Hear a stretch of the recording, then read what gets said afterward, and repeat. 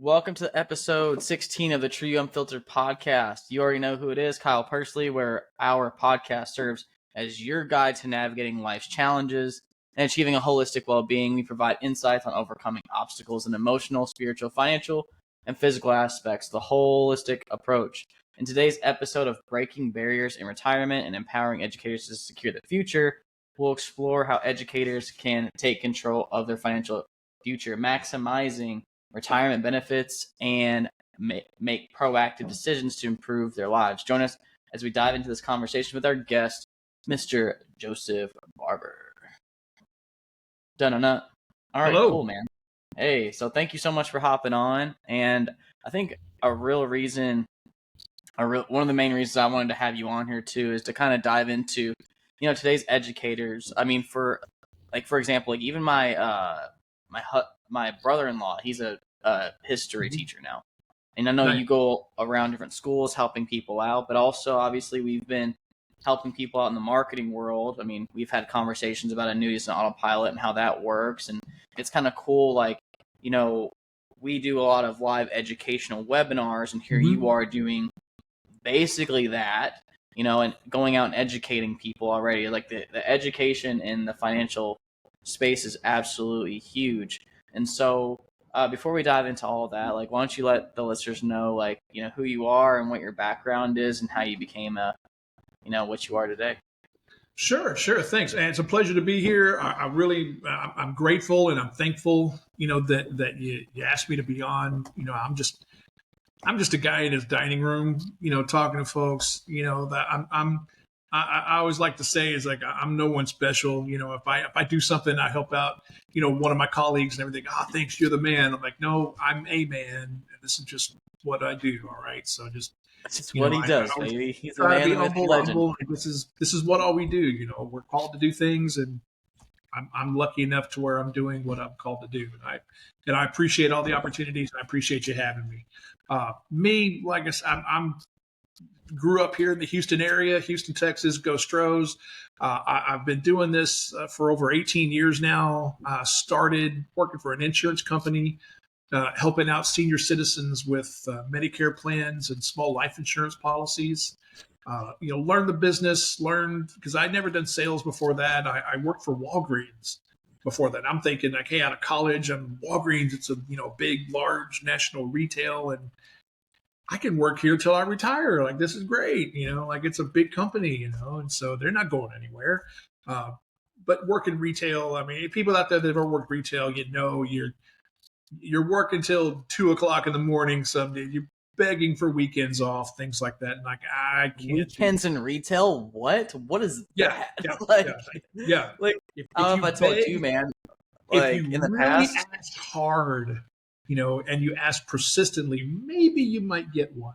So yeah. So oh my gosh, dude! Anyway, I remember working Best Buy and Best Buy and Journeys, the shoe store Journeys, in the mall. Yeah. I just remember the Black Friday days, especially at Best Buy. It was fun, but man. Anyways, I digress on that. So I definitely hear that weekends and all that stuff. But so everybody gets to their point where I can't do this anymore. I got to do something. And I took a leap of faith, and I put a resume out there, and I'm thinking, okay, let me just find another company to go work at that'll maybe give me better hours and something like that. Something that's got set schedules, and so maybe I can not have to worry about working nights, things like that. And a lady from an insurance company calls me up, and she basically says listen, someone called me 5 years ago and invited me to come look, and I had every intention of just blowing them off. So I know what you're thinking. Please don't blow me off. I'm like, okay, I'll listen. I'll be polite, and just please, this is the opportunity. Please just come and listen to what I gotta say. Just come on down. I'll bring lunch and we'll listen. Oh, free lunch, okay. So I went down there and I talked to her, and I started working there, and it seemed like a really good opportunity.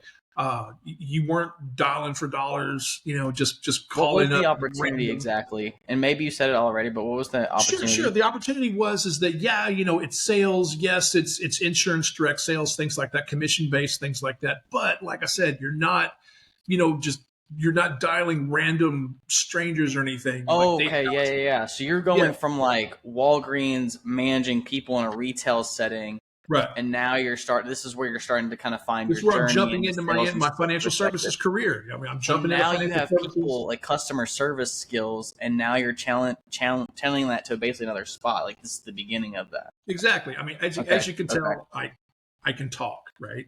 And Yeah. so and so Yeah. like, hey, it just kind of translates better. So the opportunity from this particular company was you weren't having to come up with 100 names of your warm market and then try to jump into them. It's like, no, they had stacks of people that we sent these people information and they just haven't responded yet. And they're within our target demographic. Maybe they saw the stuff and they just didn't respond, and you call them up and like, oh, I did remember seeing that. Yes, I would like to speak to somebody. Boom, you get in and you talk to someone further. I did, like I said, did that for a couple of years, learned the business, learned financial services, learned how things work. And I wanted to move on to something bigger and better. And I started working for JP Morgan Chase. And I went with Okay. them. And it was my wife that actually said, why don't you? Because I was looking at, like Wells Fargo, I was looking at Bank of America, and we were banking at Chase. And my wife says, just call Chase and apply for Chase, do Chase. All right, I'll apply at Chase. Well, I got a call back from Chase. Like I applied for them at like in the morning, around 10 o'clock in the morning, something like that. And they called me on a Saturday. It was like Friday at like 10 o'clock in the morning. Saturday morning they called me. And I remember thinking like, it's Saturday, right? Yes, absolutely. We work on Saturdays. We're doing stuff. And so they called me to start doing the process. And Monday I was in to do interviews, and they hired me by Thursday, and started Wow. working for them after the new year. I got all my licenses done. They paid for my licensing. The life insurance I'm license, already right? life insurance Or licensed. I'm already life insurance licensed at this point. You had to be working for the yeah. insurance company. Brought that along, and then I had to get my Series 6 and 63. They paid for all of that. They paid for all Worked for of them. that. Yeah, did that for a couple of Wow. years, and then they paid. Then it became a full service financial advisor. They paid for me to get my 7 and 65. So I got my Series 7, 65, life insurance, the works. They paid for all of that, and I was a full service financial advisor for many years for That's JP Morgan. crazy. So let me slow you down just a little bit. Go ahead. That's awesome. What I like to dive into is sometimes we have different age demographics watching, and I like to go into the in-betweens of each stage. So, because here's the thing, like a lot of times when people are starting a business or even they're starting a new career or continuing their career, like a lot of times there's that instant gratification people are always looking for, and I know there's always an underlying story. So I like to bring that out. And so when you got your life insurance license and there was this period of time of getting to your securities. I know you've briefly talked to me about it in the past, but like what drove you to getting your securities and, kind of give me the good, the bad, the ugly from someone who maybe isn't producing to then producing, I mean, and all that I'm jazz. going to work for the bank. I'm thinking, okay, well, I'll just kind of do all this working for the bank as well as, do checking accounts and loans and things like that working for the bank. Right. Well, the bank says you need these licenses as well. Oh, okay. Well, I don't have those licenses. Like, don't worry.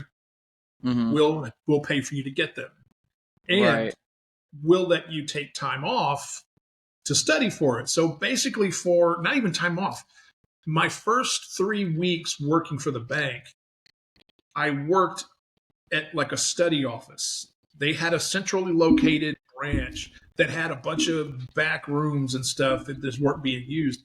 And there was me and like 20 other people that they just hired that were all doing the same thing.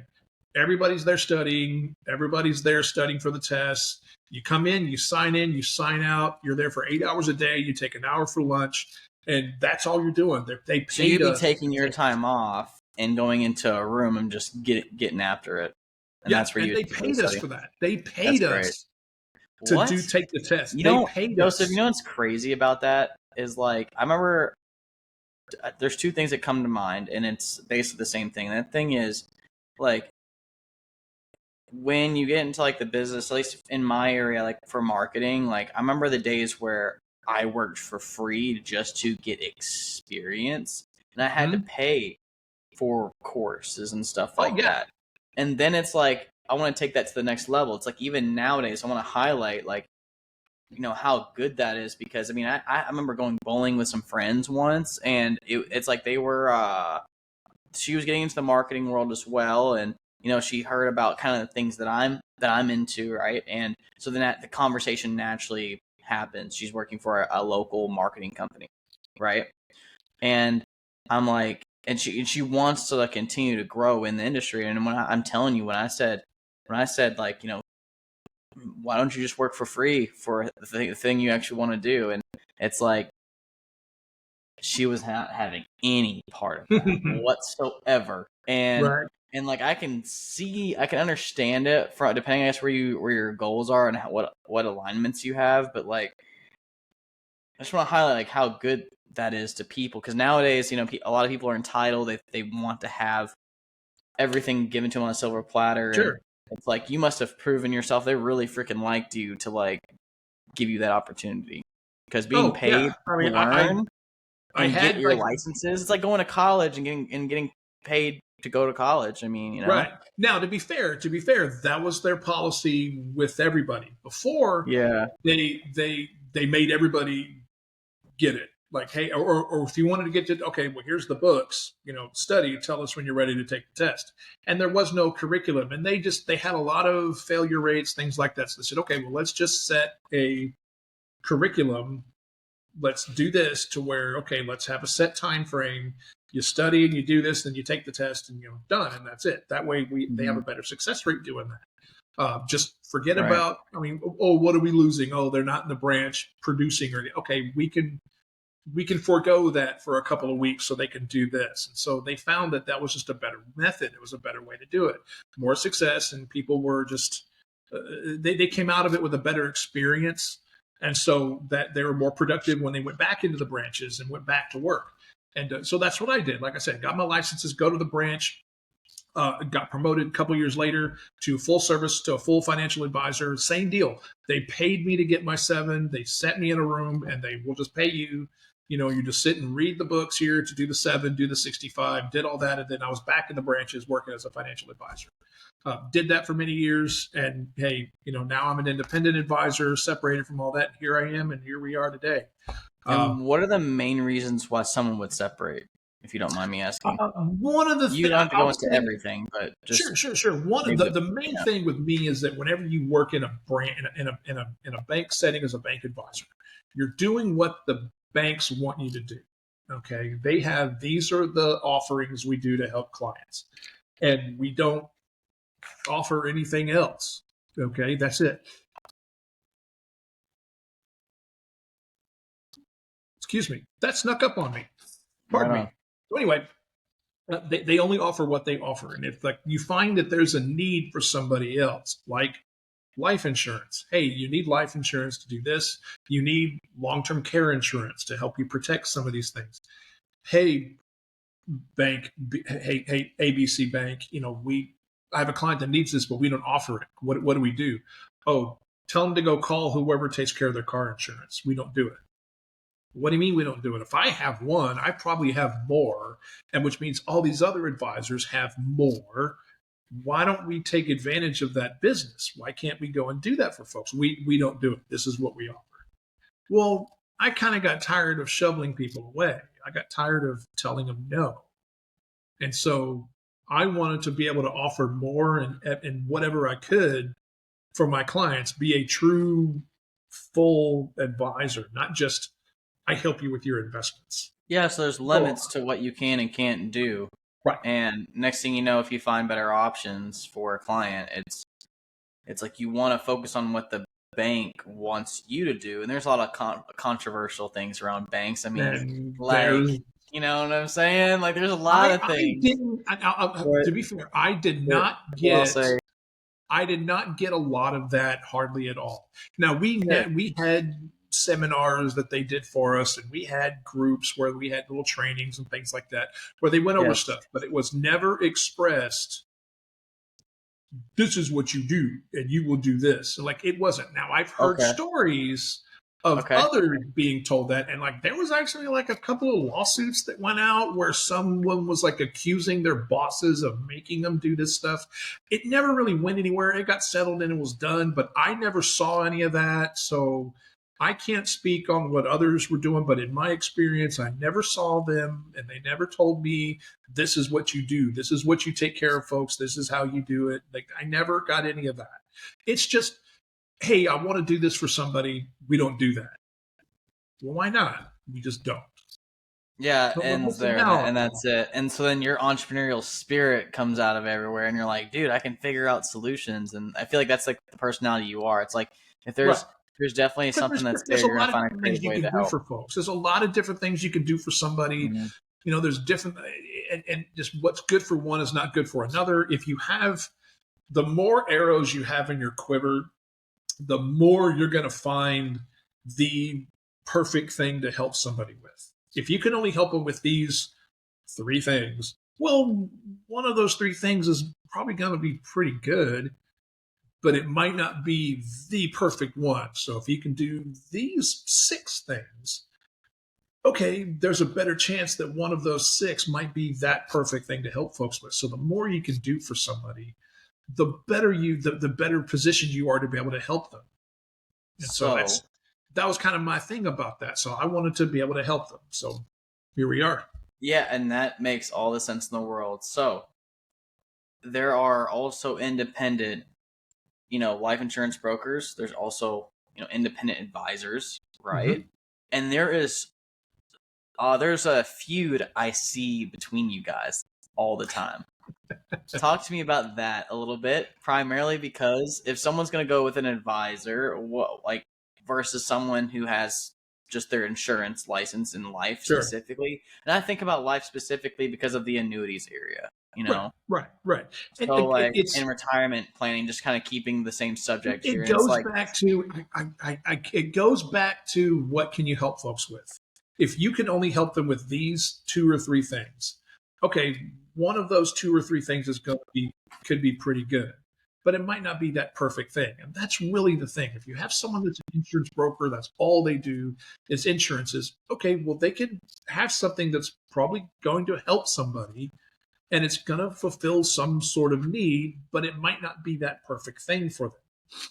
If you have someone that can do those insurance products and they can help them with investments and with other things, stuff like that related to it, well then that they may be able to find that perfect thing that's there for them. For example, in the business that I'm in now, a lot of what we do, it goes through educators. You talked about that to begin with, and so we'll talk with an educator, who's 30 years old.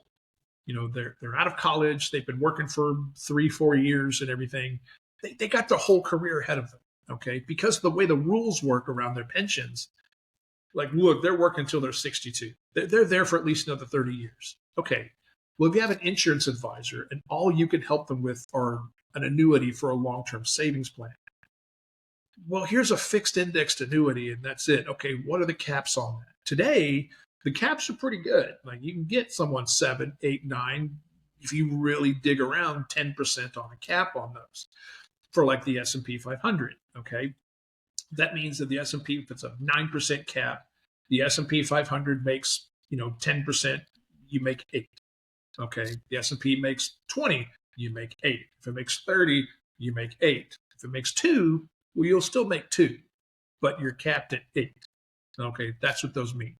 Well, that's good. Okay, but what are the caps going to be 5 years from now? What if the rates go down and they lower the caps to 3% and that's all they get? Well, they're making 3% on their money when people that are in the market are making 10, 12, 15. Okay, and they're 30 years yeah, old. it's a question of risk, huh? And like especially It's in the risk. age, I And also get it's not just the investment risk. It's the opportunity risk. It's the inflation risk. It's just the missing out of the gains that you could be making if you were in something else. And so someone that's that young, they maybe now that annuity making 8% cap and everything, that might be good, but it might not be what's best. What best might be something that's more market based, like a mutual fund account or something like that, to where they have the uncapped, they have the potential to make a lot more while they're in their early years. So that way they'll Yeah. have more, potentially have more whenever they do get to that 60, 62 years old, retire 30 years from now. Got it. So while we're still at the young age, disclaimer alert, this is not financial advice from him, what I'm about to ask, okay? He doesn't even know what I'm about to ask. It's I more got like that. Yeah. I'm 30. I'm about to be 30. He is he's a few years younger than I am. But like I was talking to my dad even yesterday and talked to him about my brother-in-law too and how he's, doing this and how like now I'm a little bit deeper into the marriage stuff and we're talking about different investments and doing this and that and the other. And I'm looking into even myself just automating investments like here and there. So like think of an investment account. Like I think Schwab, you can use Schwab. That's like account. I'm looking into all this. Like I'm still you'll have to dumb it down to me like a 5-year-old. But basically I was like, okay, XYZ comes into my account. I can say, hey, XYZ, go into like this investment account. And we were talking about what companies to invest into. And I was like, honestly, I was just thinking about just putting a couple of bucks, a month into, the S&P 500 and just letting kind of like that build up and just at least have something that's automated as a start. But like, what do you have to add to that? Because then it's like, I'm just putting money into the market. If you're for S&P number one, if you're 500, and getting that's it. in and you're starting, okay, you're ahead of the game already by starting out. Okay. When they go through all those statistics and they talk about like the average American has only saved like $5,000 towards retirement, stuff like that. That's okay. If you're even starting it, okay, you're ahead of most other folks out there because they're not even starting anything. I'll tell this to everybody, to every educator that I talk to, that we do that they haven't done anything yet and we're starting something new, or we find out that they already have something going. I tell them already, you're ahead of the game because you have no idea how many other people are walking around your campus that don't have anything else. All they have is their pensions. And they're going to be in for a very rude awakening whenever they do, if they don't do something soon. And so the fact that you're even doing it, thumbs up. Okay. Thanks, man. Even if it's just I'm working on it. even if it's just an S&P 500 index fund, thumbs up. You're doing something. Okay. You got to do something. I'm going to buy, Google stock. Cool. You're in the game. Okay. Get in. Anything that you do to try to save, even those people that are on, like I mentioned earlier, where they're doing the annuity accounts because you're doing something. Do something. Because there's a lot. Yeah, I feel like I have a lot of people have there. the idea but just don't do, and it's like everyone knows what you need to be doing, and just like it doesn't happen. So I'm trying to be like not an asshole, I'm really trying to take this and run with that. So keep going, man. This is good. The fact that someone's even doing it, thumbs up. Okay, and I always think about there was a movie that came out 30 years ago called Braveheart. Okay, Okay, you seen it? I know Braveheart. Yeah. Okay, all right. Long story short, there's a scene when the main character, played by Mel Gibson, his name is William Wallace. He's talking to his two buddies, his two closest guys. And they're like, don't go to that meeting. Don't go over there and talk to them. It's going to be a trap. They're going to try to do something to you. And he says, I got to try. I got to go over there and talk to him because you know what happens if I don't do anything? I'm like, what's that? He says, nothing. Nothing changes. So you got to try. So take that to this. If you sit there and like, oh yeah, I need to do this, I need to do that. Well, that's great. You need to do it. You've acknowledged that you need to start saving. You've acknowledged that you need to do something different.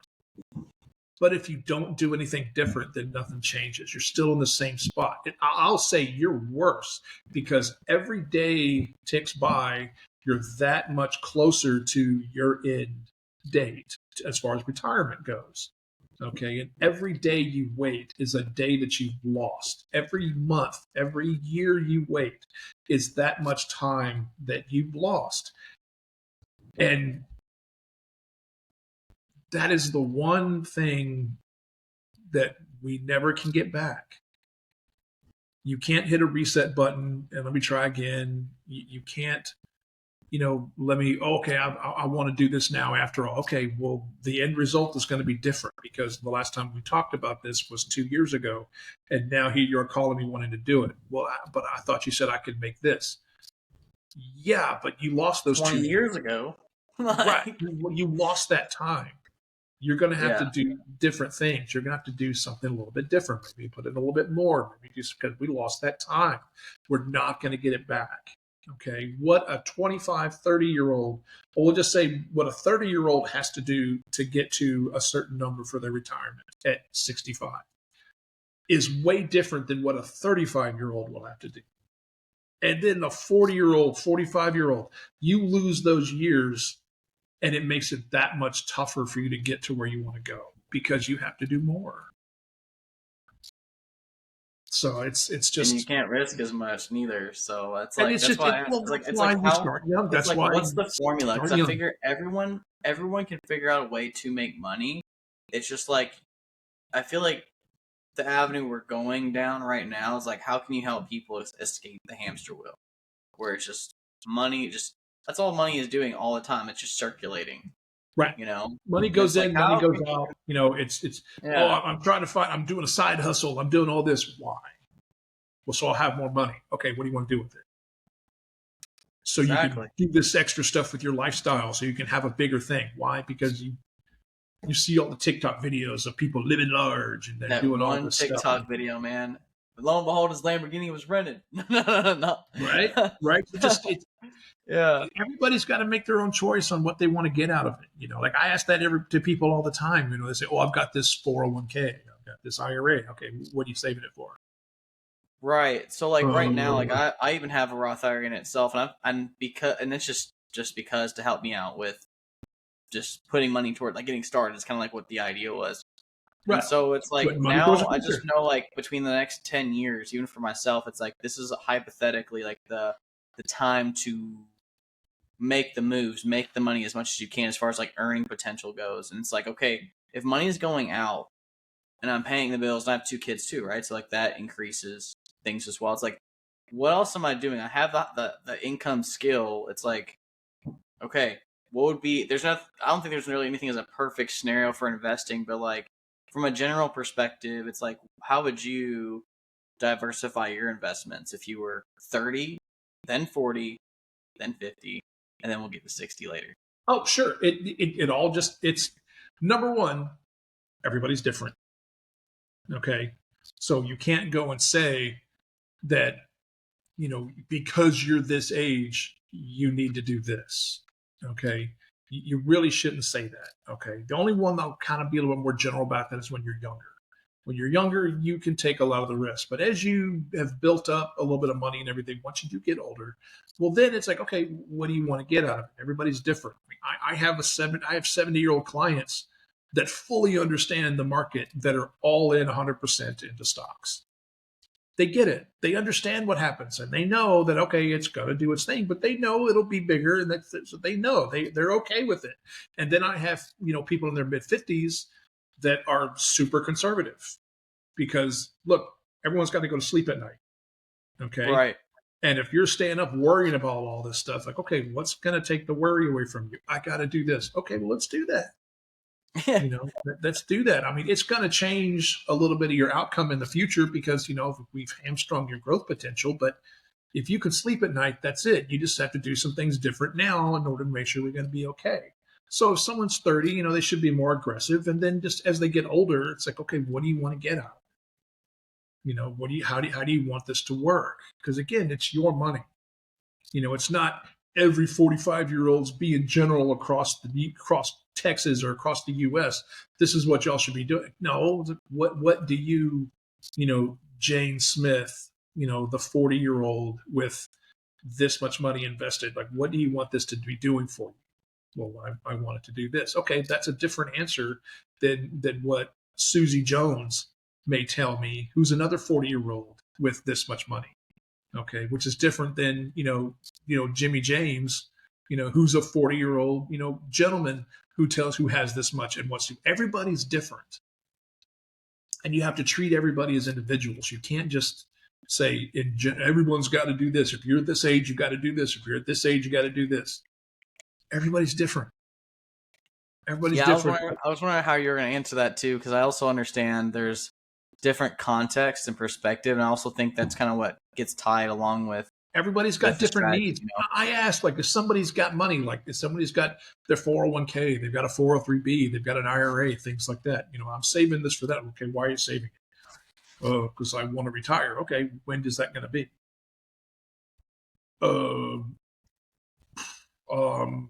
I guess when some I'm 65. Hypothetical thing. Right. Yeah. It's like, I guess when I'm 65. Okay, what does that look like? You know, they don't know. They're just saving because they're told they need to save. Okay, right. So you need to figure out, like, because if I'm just, okay, what are you saving? I'm saving $50 a month. Why? What for? I'm saving $500 a month. Why? What for? What is the end that you want to get to? What is the end game? Do you typically hear, like, the overall thing is, well, I want to grow my money, but also want to invest it into whatever. I mean, in this case, I think that's a general term, but like for me, I could see it like, okay, this business pays me X. I put it into the investment account, but then it's like I also want to put that maybe even into different either real estate investment, or I mean, I've been looking at like how sometimes watches hold their value long term as well, or honestly, simply buying boring businesses. That's a big thing that's kind of coming off. Yeah, there we go. I love it. Heck yeah, dude. That's what I'm saying. Like, that's it, man. So, you know, kind of break that down a little bit too. I mean, it's just, well, you're talking about going in different asset classes, different things like that. I mean, anything. It's fishing with a net versus fishing with a rod and reel.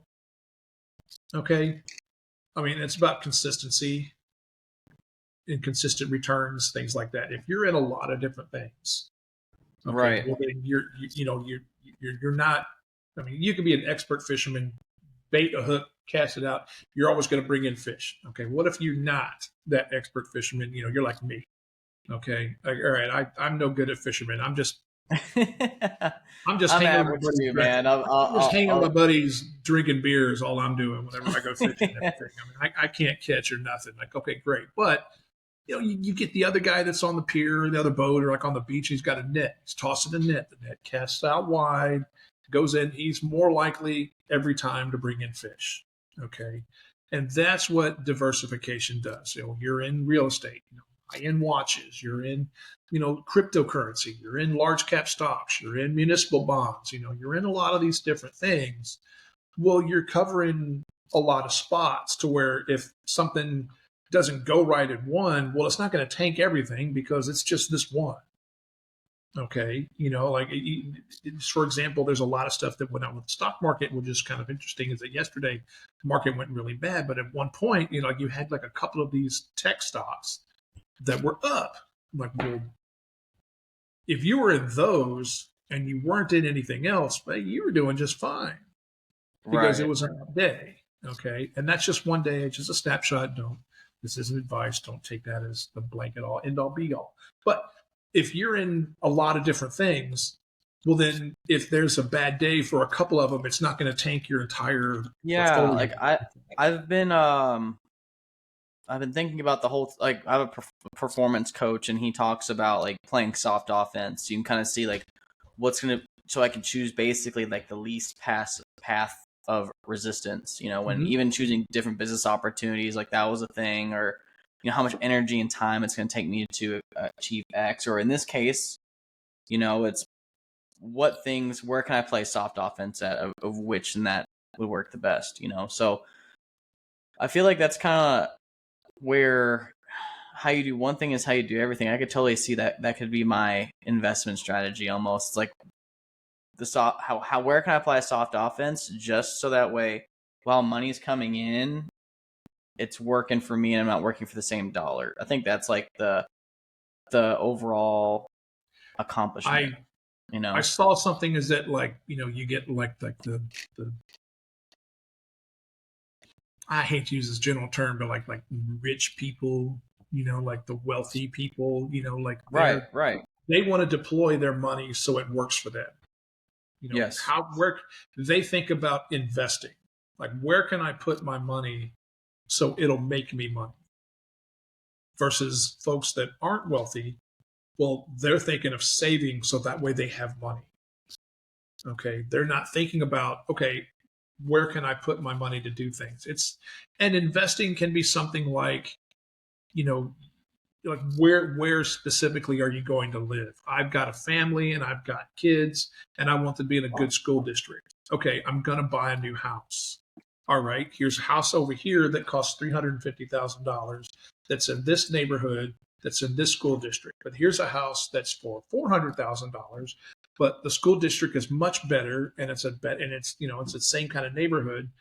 But if I do that, I'm investing in my kids, in that, hey, I'm spending a little bit more, but my kids are going to have a better education for elementary, middle school, high school, because it's a better school district. Yeah, I may have to commute an extra 30 minutes to work or 15 minutes to work or whatever, but I'm making that investment in my kids. Okay. Same thing for, for a car. Okay. If you want to spend it, if you know that you're going to, you drive a lot for work. Okay. If that's your job, or you do a lot of driving. Okay. You may invest in a car that has smoother ride capabilities, a car that has leather seats, because I'm going to be sitting in it for a while. So, I may invest in that because it's going to be better for me. Yeah, I feel like people Little things like overcomplicate that. investing. I could definitely see that. Like even myself, like it's like, dude, like how can you turn $1 into two? Well, an example is if you're a kid, you want to make money. It's like, okay, well, cut your parents' lawn if they're open to paying you, and or leverage their stuff to cut someone else's lawn, save up, Yeah. get your own. I mean, there's And stories out then there like that all over it's the like place. it's the Of like a simplest kid who thing. And I feel like when I starts a think of business. investing, automatically my mind goes to the markets just immediately. It's either the markets or real estate, and I think that's because it's like the most popular thing you hear about. I Right. mean, you Because watch that movie. You watch that movie Wolf of Wall Street. oh, of Yeah, I course. mean, there's that whole thing in itself, Sitting right? there on his Everyone yacht, does. like tossing bills down to the Yes, FBI guys. here's a whole month's salary. It's Right, crazy. right. Um, I mean, but investing is different. Investing can yeah, be stock market, it can be real estate, things like that. But you're putting your money to work for you to get a better outcome. Okay, is really right, kind of think about that way. You can invest in a lot of things. It's just it may not be money you're investing; it's your time you're investing in things. I've got friends of mine that invest their time in little league football. right, They help run a local football league for kids, from ages like 7 all the way up to like 13 years old, and they got all the different levels, flag football for the little kiddos to and all the way up, and so they run that organization, and so they put a lot of time in, and so they still get kids that not only go to high school, kids that are playing in college, that got college scholarships, that played in their organization, stuff like that. Kids that, may not have otherwise been able to go to college, but they kind of helped them with a foundation for that. So it's they're investing their time into doing things like that. Volunteer work, you're investing your time into doing things at the church or in different charity organizations, things like that. You're investing something with that. You're getting a better outcome by putting something in it of value. So that's investing is just like I said, that's what investing is. So when they're seeking out someone to talk to someone like you, for example, what is some type of education that maybe determines a good advisor from maybe a not the best advisor? I'm sure you've heard plenty of stories, but Sure. maybe And there's some like different there's patterns plenty you're of seeing guys out there. out there, and there's great people in every industry. There's good Right, and your of bad. course. Okay. You got your good ones that are in it for the right reasons, that are trying to help folks, that try to find the right things. And you got others that are just they're there to make a buck. Okay. And that's how they do it. They may not do anything illegal, or anything like that, or unethical or anything. That's all they're worried about. It's just how much money can I make? And that's what they do. They just see someone as a dollar sign and they just wring whatever they can out of it. To me, when I meet somebody new, I want to know about them. What do you got going on? How long you're an educator, you're an engineer, you're a college professor, you're a lawyer, you're a ditch digger. I don't know you. What all do you Right. do? For some reason, you want to talk to me. Like, okay, great. Thanks for talking to me. But what do you got going on? What kind of help do you need? You need some help? I want to start saving more. I want to do better for my retirement. Okay, what do you have going on right now? I got to know about you. So we ask the questions like how long you been working? Are you married? Kids? Things like that. What do you have going on? So And someone who then, takes more of like a I said it personal before, approach, I keep even. going back to it because that's the question I don't think a lot of advisors are really concentrating on asking. Okay, because if someone says, "Hey, I've got this $250,000, I want it to do better for me. Can you help me?" Sure. Here's what you can do, and they'll take that and say, "Yeah, you can do this. Your portfolio has these type of deficiencies. You tweak it, you change it. We can do this, and you'll make more. And your returns will be increased by 30%. Great. Okay, let's do that. Done. I still want to know, why are you saving all of this? Why are you doing all of this? Well, I want it for my retirement. Okay, when is that? When I'm 65. Okay, what does that look like? Most And when you it's a ask question that a what does lot it of look like, people is it don't. is Now, it their unless you're life there, like unless it's like next week, or is that day, like okay, I know what it's going to be like next week. Okay, most folks aren't really thinking about it. I mean, I've talked to folks that are a year away from retirement. I'm going to retire next year. Great. What does that look like? What's your plan? What are you going to do? And I'm just going to retire and turn my pension on, and then just if I need extra, pull out of my 401k or whatever. Okay, is that right? enough? What for? What are you spending on? What are you talking about? What is it that you're doing? And so we kind of figure that out first. Paint the picture, so that way you know what you're doing, because you may not be doing enough, or you may be doing well past enough to where, hey, you can do more for yourself now. Okay, we don't know that until we figure all this out. And it comes down to, when do you want to retire? Your expenses whenever you retire. All the bucket list type things that everybody says they want to do. I want to see Paris. Great, cool. How often do you want to go do stuff like that? Figure it all out, cost factors. Put some goals into your retirement of things you want to do, from, charitable donations. This money I'm going to bequeath to my kids, or I'm going to do a fund for my grandchildren, great grandchildren, for their college. Things like that. What is it that you want to do for your retirement? So that way you know what it looks like. Okay, now we know what it looks like. What are you doing now? I'm doing this, and I have this, and we're doing this. Okay, great. Is that enough? Now we got to bring math into it. We figure it out. Great. We figure it out. Okay, yeah, you're not doing enough. Okay, so if this is all you're doing, then maybe you can't retire when you're 60. You have to retire at 65, or you have to cut your expenses, or we can find something where you can meet you in the middle, where you're looking at 62, and you cut a little bit, or you start saving a whole bunch more. Just what's the deficiency? What is it? And again, the why, because you don't want to just get there and then be, now what? Are there any tools where people can, like, especially people who are coming up on retirement, or actually, I mean, heck, it could be any age at this point, where they can kind of get, like, maybe like kind of like a worksheet, almost a tool that can bring awareness? Because I tell you Sure. what, man, I did like a time audit for myself. I did a whole process of like creating my, like, what goals I want to accomplish, right? Like, that was a thing.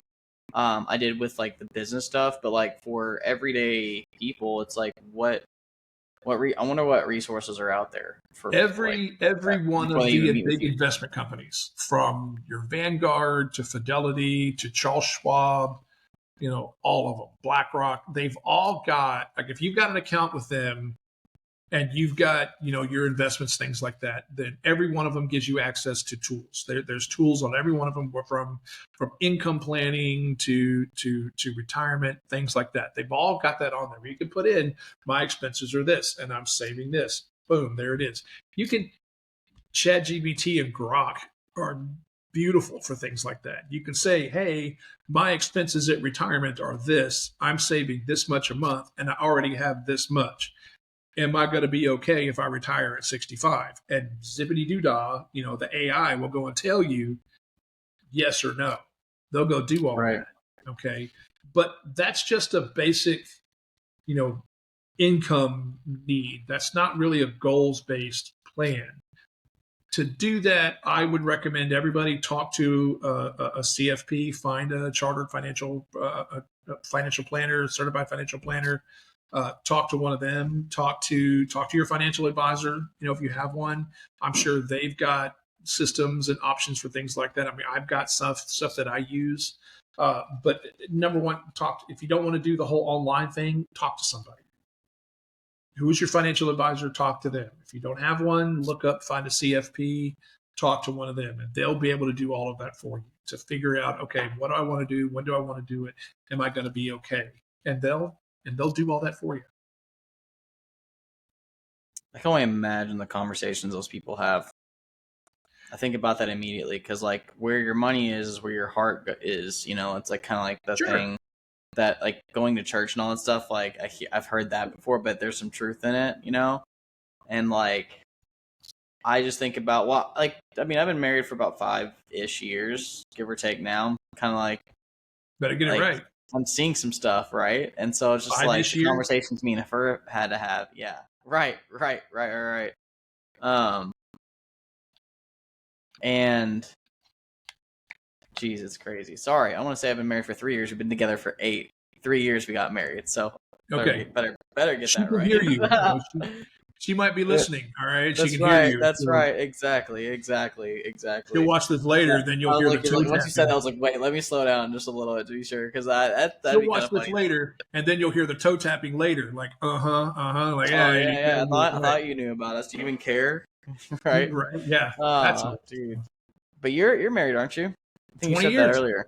20 freaking years, dude. 20 I can only imagine the conversations you've had with finances and stuff like that. I mean, look at the statistics, man. This is like why I like that. I mean, aside from like my grandparents, like kind of dealing with what they've been dealing with for retirement and not preparing and that whole thing that's been discussed. But the other half is like, I mean, you look at the statistics of like marriage, and it's like, I mean, obviously there's other variables, but that money thing is up there, whether it's the number one thing or not. Like, it's definitely top 5. You got to talk about it. Okay. They don't give advice. Okay, here's advice for everybody from 47. I'm going to be 48 years old in May. Married for 20 years, October, so I'm coming up on like 20 and a half years, I guess. Better get it right, man. No, I got it right. October 23rd. He did. October 23rd. I got it right. No, but you got to, in everything, from any kind of relationship, from a business relationship, romantic relationship, marriage, things like that, communicate. You gotta talk to each other. Okay. Nothing bad can come from a conversation. Okay. I mean, you're worried about money, things like that. Talk to your wife. Ladies out there listening, ask your husband about this stuff.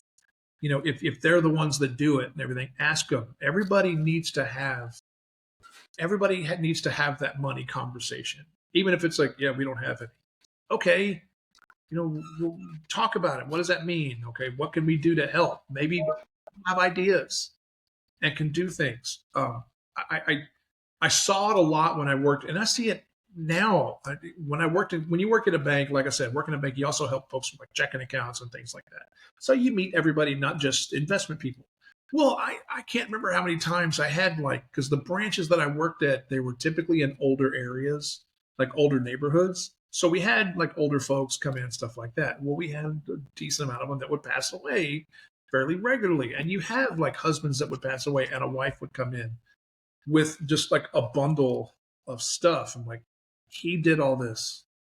I don't know what to do. And then it'd be the opposite, where like the husband would come in with just a pile of stuff, like that, like stuff is all pink because they don't know how to pay their light bill. Okay, they don't know what to do because she took care of all this. I don't know what to do. I don't know where anything is, and we help sort them all through it. So just for that alone, so that way at least everybody knows what's going on. Have those conversations. Ask your husband, ask your wife, ask your spouse. What are we doing for these things? Because at the very least, heaven forbid something happens to you anytime soon. That is Your a wife huge has an barrier. idea. That's a Your huge husband barrier. Oh has an my gosh, idea. that one conversation.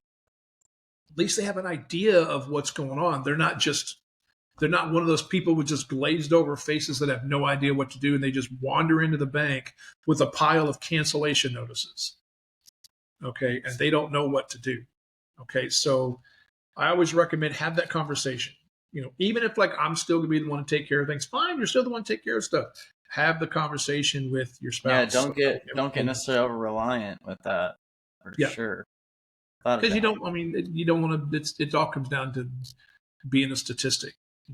You don't want anyone to end up like that. So just make sure they're So, what all. are some other barriers you're seeing with like retirement in that case? Then, I mean, Well, obviously, the first one is just is people. Like I've said, do it. awareness, Save. financial, yeah. Know what this is coming. What are you going to do? Everyone says, like, oh, I'll just work till I drop dead. No, you're not. Okay. Because the decision most likely is going to be made for you. And what are you going to do? It happens all the time. People get sick. Companies, there's layoffs. I mean, people get laid off, when they're 63, 64. Oh man, I kind of wanted to work until I was 65 or work till I'm 70, work till I drop dead. Now you're out. And then now you're 64 years old wanting to work somewhere else. Good luck with that. You're not going to get, unless you've got connections in, it's going to be hard for you to get back in because they say you shouldn't do that, discriminate, so to speak, on people, but it happens. It happens. It sucks. And it just does. I've seen it. It happens. So you got to do it, even if that means you go without of a little bit. Do something. If you do something, you're ahead of the game. If no one takes anything away from this other than this, just if you are not saving for retirement, start. Do something. $50 a month. It's something. Okay. Put something aside. Do it. I mean, it is coming. The world keeps spinning. Time keeps going.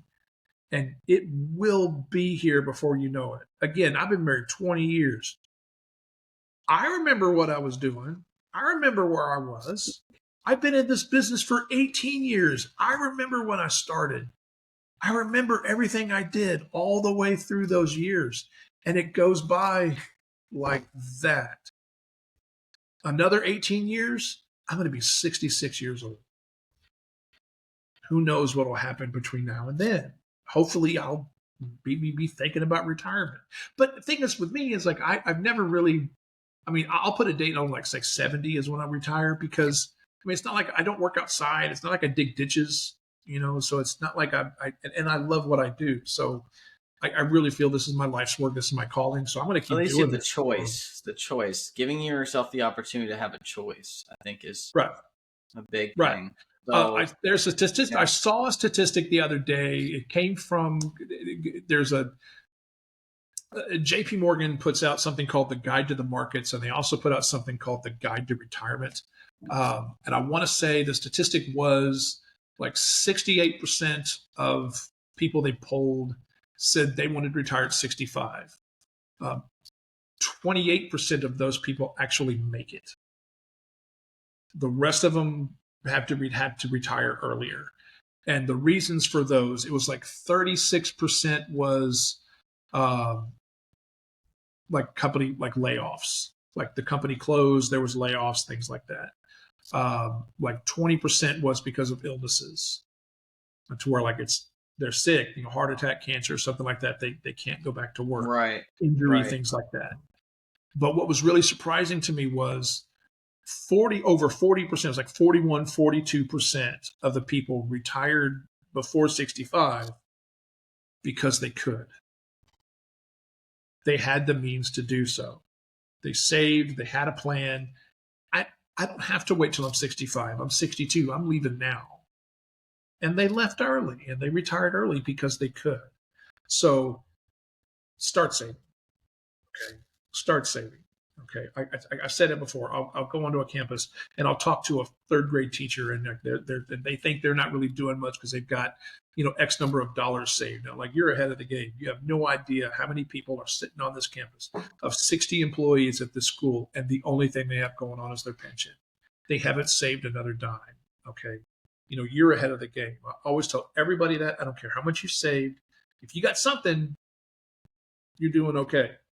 So always, you're doing good. So save, please, something. Just save. Beautiful. So if we had to kind of summarize, like, I guess like the barriers, just start would probably be a good one. When we were talking earlier in this podcast, what was the next one? You would start saving earlier. Another barrier that you want to get over is just the paralysis by analysis. Like, there's a bunch of different things you could do. Well, right, this or do that. Just the simplest thing. That's why talk to somebody. Okay, talk to an advisor. Talk to a planner. Talk to somebody. Okay, of all the different things. I mean, you see people on TV and they talk about the stock market, and you go to the financial channels and all the different stuff, and people talking, neighbors talking, oh, I'm doing this, thinking about crypto and all this stuff. Like, there's a bunch of different things out there someone can go and put their money to if they want to start saving for retirement on things like that.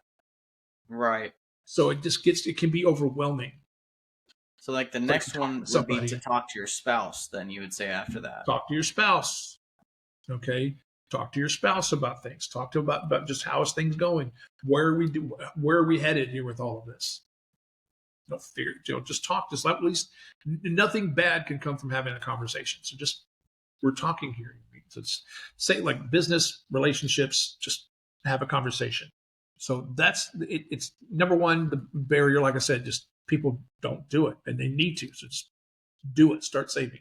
Number two, it's the paralysis by analysis. What do I save with? And number three, it's making sure the household has the buy-in, making sure that everybody's on the same page and everybody understands how things are working. Got it. And like, then I think the last thing really stands out to me is the awareness of what something looks like. I mean, we hardly even know where our 24 hours in a day goes specifically. If you were to log hour by hour for a whole week, like, people don't even know that, let alone what their retirement looks like. So I feel like, just for those listening and who, are going to listen once the recording gets out and all that jazz, is I think you all should hit up, Joseph, at least for some type of resource to acquire awareness. I think that's like the best thing to start with.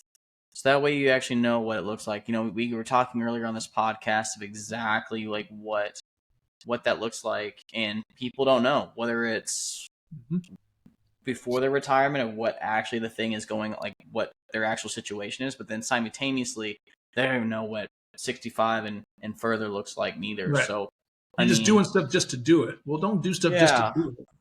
Why are you doing this? Let's have a goal in mind of where you want to get to. Let's have a plan to get to that goal. And what do you have to do to get there? Okay, you've got it's like here's the best way I've ever put it. Here's the best way I've ever put it. Here you go. I'll leave you this. It's like baking a cake. Okay. Okay. You want to bake a cake. Great. I got an oven. I got a stand mixer. I'm going to bake a cake.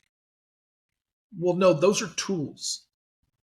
Those are tools that you use to make the cake. That's not a recipe. What's your plan for retirement? I got an IRA and I got a 401k.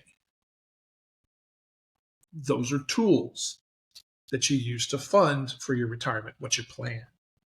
Okay. You got to have that recipe. You got to have that plan. Okay. And so I encourage everybody out there, communicate, figure it out. There's lots of good people out there. Talk to your financial advisor. If you don't have one, look up one, find a CFP, talk to them. You're welcome to contact me. I'm not hard to find. I'm just a guy in his dining room. Here. I had someone drop in the chat way earlier in this podcast. We were talking about how like just getting started was super important, and they were like, "It's so true." When I was younger, my mom told me that just get started, and it sounded like BS to me at the time. And I looked at what I would have had. I put nothing every month in now. So it's like, yeah, shoulda, woulda, coulda, almost at the same time. Right. And I honestly, like, we're all Let me victims say to this. it. I'll say this too. I'll say We're all this. victims to that. Let me say this too. Let me say this to that gentleman. Anybody out there thinking about like, oh, if only, don't go backwards. Don't look backwards. It is what it is. You're where you're at. This is where you are.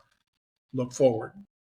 Okay. Oh, if I had only done this 10 years ago, if I had only done this 5 years ago, but you can't, but you didn't. I just think about Colonel So now Sanders, here you man. He are. found success at, like, early, like, late 60s, give or take. And I mean, it's a good time. So I mean, I'm going to put in the chat at least the your LinkedIn profile. And I put like my email and everything on there. I There. appreciate that. Didn't it? I'm an open book. Anybody can ask me anything. I mean, no one's. I don't operate on minimums or anything like that. You just got a question, ask me a question. I'm happy to help you. Yeah, I'm let never me going to let me turn just anybody share away. my screen real quick and just kind of show everyone, hey, like, if you again, if you can find them on LinkedIn real quick, literally click the connect mark there, and you can say a note and kind of see, like, basically have context of, like, why you wanted to connect and all that jazz. But he's on here, and you can kind of see his experience, and also obviously there's JP Morgan and insurance agent as well from way back when, from what we were talking about earlier in this podcast. So, Way back when.